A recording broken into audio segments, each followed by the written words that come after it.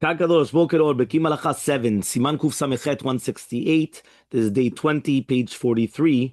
We are on Halacha 51. Now we're going to speak about something which is going to be a Blila Raka. Blila Raka means that it's going to be very runny. The dough is a very runny substance. It's very liquidy, right? Or here it says a pourable batter, right? What does that mean? It's very liquidy, right? So is that going to be like a mufleta, all those things? Is that going to make a difference? Now, anyway, the mufleta anyway is going to be fried, right? But it's fried with bekoshi and oil, right? So that in itself is going to be something. Okay, so we're going to have to speak about this halachot. So today we're going to speak about whether it's going to be the runny batter, donuts or zalabiya. He's going to speak about pasta and fried and baked products and boiled and baked products. Okay, so let's start. Okay, halacha 51. Okay, 51 nun aleph. So we're talking about over here if someone has a pourable batter, which means a batter, right? Which means the dough is very, very liquidy, very runny. So what? Yeah. So he says all the poskim agree that if someone boils or fries a pourable batter, right, the proper blessings is borimin miznotem and shalosh. Such a batter never gains the status of bread dough. Why? Because it's very, very runny. Yeah. The malawach, I'm not even sure, because the malawach I think is actually thick, right? This is much more thin. This is like the mufleta. The mufleta, right, are very, very, very thin. It's a very runny. It's like mamash. It's like a type of pancake, even yeah, like a crepe. Say something like mamash, very, very watery. Okay, so it's even much more than the malawach. Malawach I think is even, but the malawach anyway is going to be mizonot because of what's inside of it, all the butter and all the things in it. But that's going to be something different. But here, it never became hamotzi. What about the donuts or the zalabiya? So it says to me like this, right? We're talking about now the sufganim or zalabiya. So it says here, when eating donuts or zalabiya fried in oil, one must definitely recite the bracha borim and mizanot men shalosh, even though they are made with real dough and not batter. He said this is halacha even if someone eats an entire meal volume of the donuts, and even if someone eats until he's completely full. In no case does it require blessing of hamotzi or birkat hamazon. He says, right, this is going to be, I'm not sure exactly what this zalabiya is. So I'm not sure. Somebody would have to find out. What is this zalabiya? I'm to get it b'shemen. There's no footnote, no nothing. Okay, fine. But basically a sufganiya, right? Sufganim, the donuts. So the donuts, again, it's going to be fried. Like, yeah, like the sufganiyot that we do for. Yeah, that's what it is. Okay. How do we call it?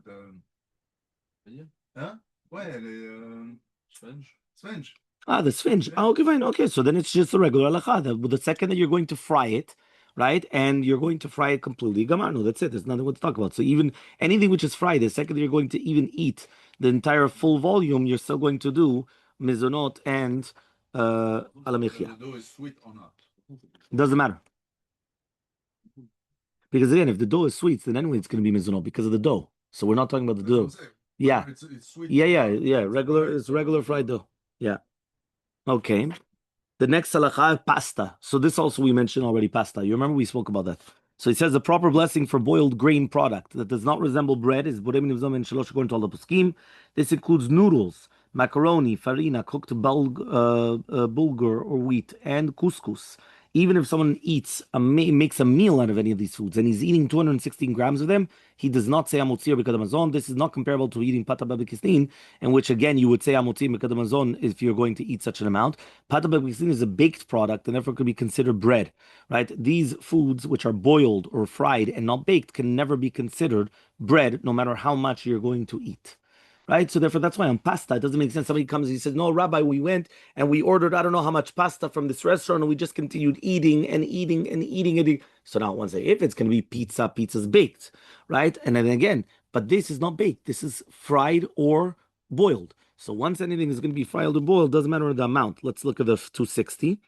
This is a ruling that Rishon LeZion in the response to Omer, he added that if someone mistakenly said amotzi over any of these boiled foods, he's not fulfilled his obligation. Yeah, mamash. He said amotzi on pasta, and he's going to tell you, yeah, but Rabbi, I'm going to eat 500 grams. I'm going to eat half the package. Yeah, the pound, whatever it is. I'm going to eat tons. No, doesn't work. So he says the term lechem, bread, cannot apply to these foods. It's a blessing. It's a bracha levatalani. He has to say the bracha borim mizonot before he continues eating it. If someone mistakenly said berkat hamazon after these foods, he has filled his obligation, and he does not Semen Shalosh. Since he's eaten nourishing, satisfying food, Birkat Hamazon is applicable. For the same reason, when someone eats these foods during a meal, after reciting Hamotzi, his Birkat Hamazon counts for these foods as well. So imagine, you said Hamotzi, and now you're going to have pasta in the middle. You don't have to make al-Mechia, because the Birkat Hamazon beforehand is going to be Motzi Otcha Yedei Chova. Okay, so therefore he comes and he says to do with the Birkat Hamazon, it could be so why? Because you ate foods which are satiating, you ate foods which fill you up. But to do with Hamotzi, it's not lechem. You say Hamotzi lechem minat. This is not lechem. This is pasta. This is something which is boiled or cooked, right? This is not lechem. Since it's not lechem, you're not going to be say yedei chova. You have to make a new beracha. Okay, what about fried and baked products? So the Achronim, right, debated this Halacha 54. Okay, Nun Dalil. The Achronim debated Halacha regarding a product made of dough that is first deep fried and then baked in an oven. Okay, so let's say you deep fried it and then you bake it. Some rule that it's considered regular bread. You still need Hamotzi because Amazon. Others say, no, the second you deep fried it, it became pata, right? That's it. It converted it to pata b'kistin, as if the oil was kneaded into the dough. Right? Because once you deep fry, it mamash, it soaks the oil. So therefore, the oil is in the dough. All the poskim agree, though, that if you're going to eat a volume of 4 eggs, you say Hamotzi mikad Hamazon. Why? Again, because you baked it after you deep fried it.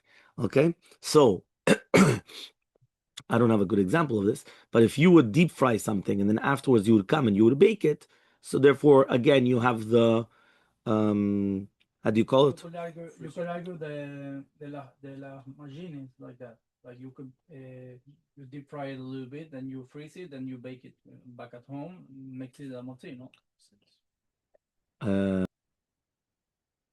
Halacha 55, bread dough that is first dropped into boiling water and then baked into an oven, such as bagels. Because remember, they do that, they throw them inside. Yeah, so it's regular bread and requires a motzi. The halacha is the same if you're going to be baking a loaf pan, right, without any liquid as well. It is a motzi. Bagels are a motzi. The only time it's going to be mizunot if you have it in the dough. Meaning in the dough it's going to be sweet, but if not, the bagel in itself, right? Meaning in the dough, it's going to be sweet in the dough. But meaning the halacha number 2, dough. It's not, bagels are baked. So hamotzi. Except if in the dough, halacha B, opinion B, the Rambam. If it's going to be sweet or they're going to put in the dough, they're going to have, if they're going to put in the dough. Meaning the batter in the dough is going to be different. Itself, it tastes sweet. Yeah. Or they put, the juices and things like that. Some of these bagels, no, because everything bagel is just on the top. It's not on the inside. It's something different. Okay? But anyway, that's